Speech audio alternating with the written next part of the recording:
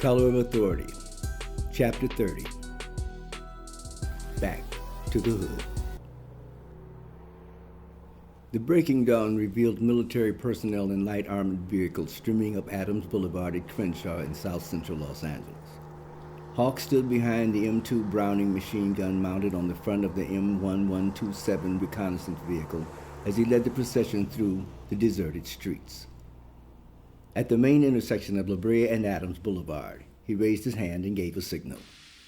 Several armored squads broke formation and scurried off through side streets.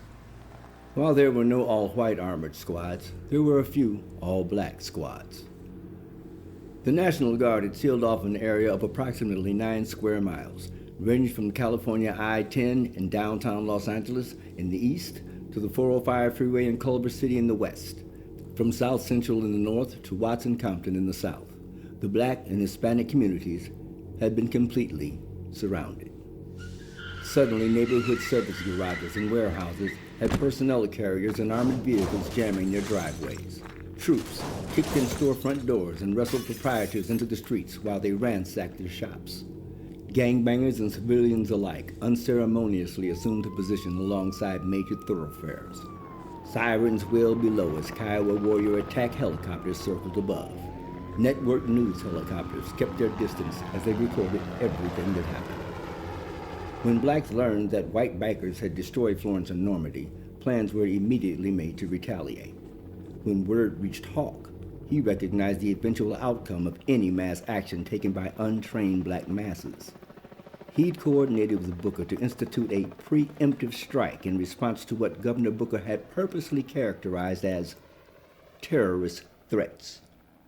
The LAPD had been held back from participating in the police actions, while Governor Booker's hand-picked state police assisted Hawk in carrying out the operation. Citizens watched as businesses throughout the area were rousted. Furnishings and hardware were tossed helter-skelter into the streets. Hawk implemented a dusk-to-dawn curfew, and by early evening, Corpus Christi was basking in cable news footage of empty Los Angeles ghetto streets under government control. What wasn't visible in the news footage were the copious amounts of ordnance and weaponry left behind in the communities by the black soldiers. Neighborhood warehouses, garages, and storage facilities were turned into armories created to defend against future marauding bands of supremacists. The times were uncertain, but one thing was sure. When Kellogg and his thugs came back, they'd have a fight on their hands.